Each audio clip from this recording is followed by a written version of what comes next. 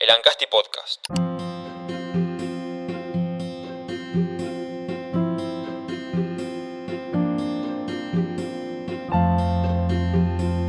Hola, ¿qué tal? ¿Cómo les va? Bienvenidos a esta nueva entrega de esta propuesta que lleva adelante Sanatorio Pasteur en forma conjunta con el Ancasti, en donde vamos a hablar sobre un tema muy importante en el mes de octubre. ¿Por qué? Porque el 19 de octubre en todo el mundo se lleva adelante el Día Internacional de la Lucha en contra del cáncer de mama. En esta ocasión vamos a dialogar con la doctora Silvina Mugas, quien forma parte del staff de ginecología de Sanatorio Pasteur. ¿Cómo le va, doctora? ¿Cómo le va? ¿Cómo está? Bienvenida. Muchas gracias. Bueno, en esta entrega vamos a hablar más precisamente sobre lo que tiene que ver con la prevención del cáncer de mama y sobre la importancia de el autopalpado y de detectar, ¿no? A tiempo algún proceso, ¿no? Bien.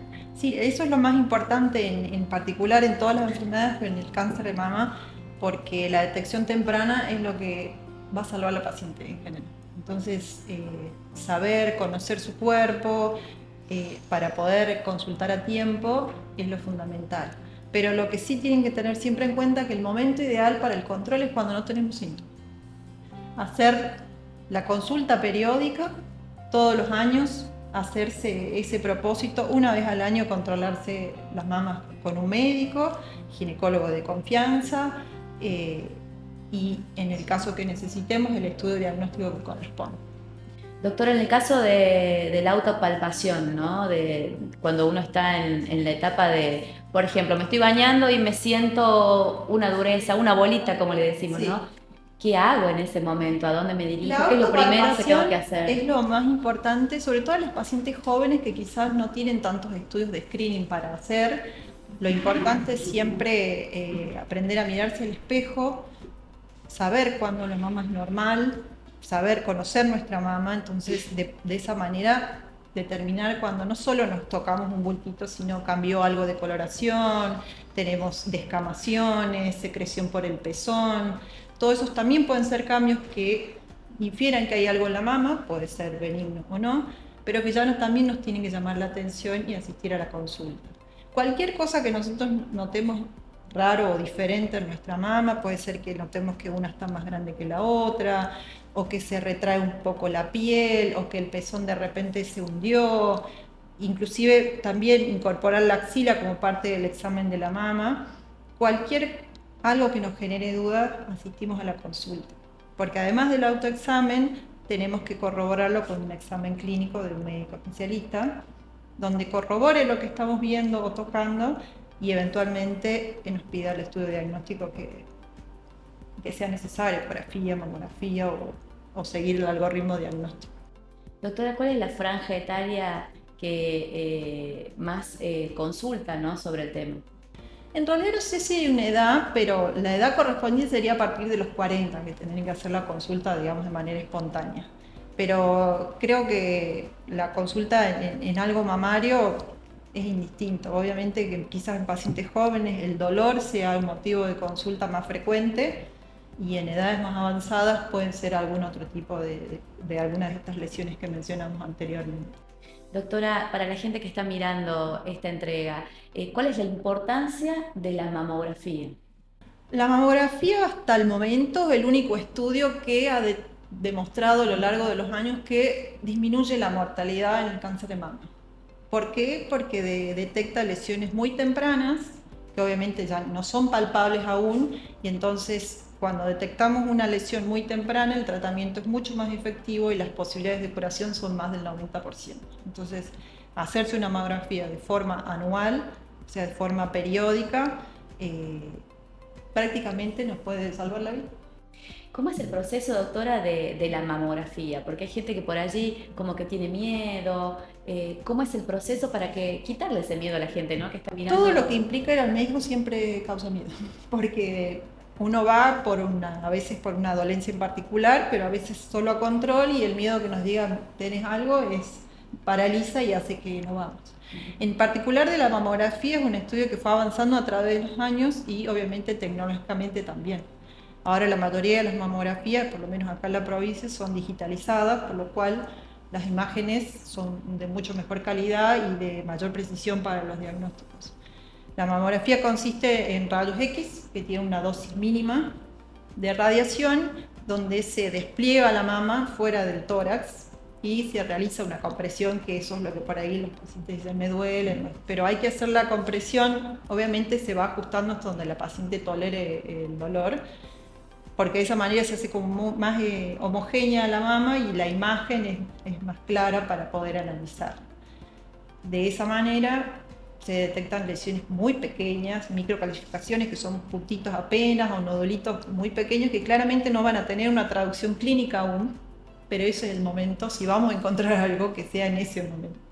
Entonces, la mamografía sí tiene algunas limitaciones en cuanto a la parte física de la paciente, porque como requiere una posición especial, de estar bien erguidos y quizás hasta un poco arqueada la espalda, las únicas pacientes que estarían limitadas serían las que tienen ese tipo de problemas, pero por ejemplo ni siquiera algo motor en miembros inferiores porque los mamógrafos suben y bajan a la altura que necesiten.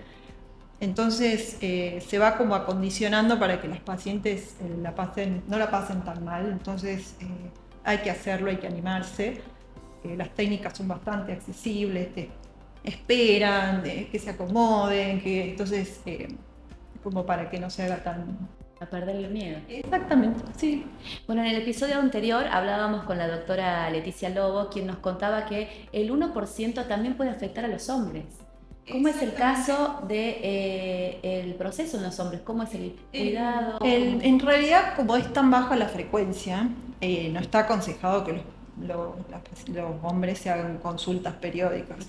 Pero tener un hombre en la familia con cáncer de mama sí hace como un riesgo hacia el resto, sobre todo a las mujeres que componen esa familia.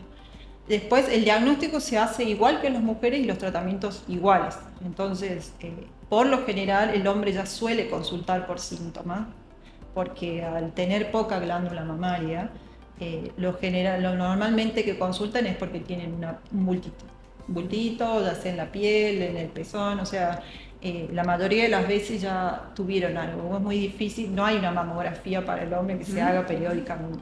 De hecho, que cuando se hace el diagnóstico no le alcanza la glándula mamaria para hacer mamografía, salvo en algunos que tienen mucho tejido graso, por ahí se puede hacer. Pero en los cuidados, nada, es revisarse también de vez en cuando, pero no con la asiduidad que lo puede llegar a tener la mujer. En el caso de los hombres, ¿qué tienen que prestar atención? Más que nada a la parte estética.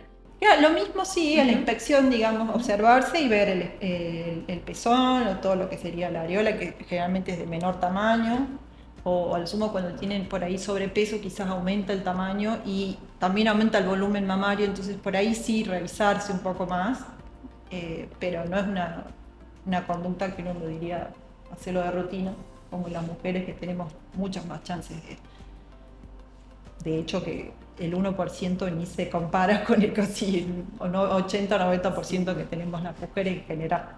Bueno, aquí en el Sanatorio Pasteur se trabaja de manera interdisciplinaria con otros profesionales para abordar esta problemática, ¿no? ¿Cómo es el proceso una vez que la persona quiere realizarse una mamografía aquí en la institución? Lo ideal sería que asistan a su médico ginecólogo o si no lo tienen, empezar con una consulta.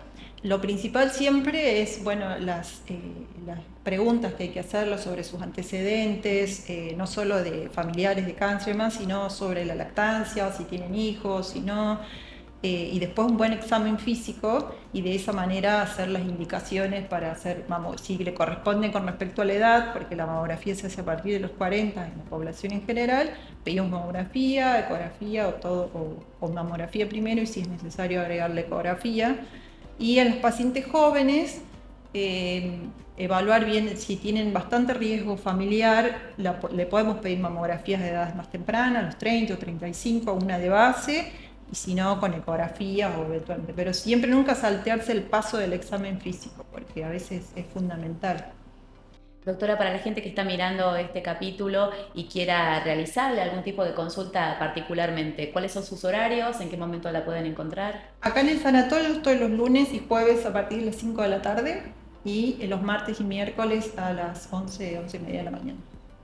Bueno, muchísimas gracias y bueno, invitamos a nuestra audiencia para la próxima entrega de esta propuesta que lleva adelante el Ancasti junto a Sanatorio Pasteur. Muchas gracias.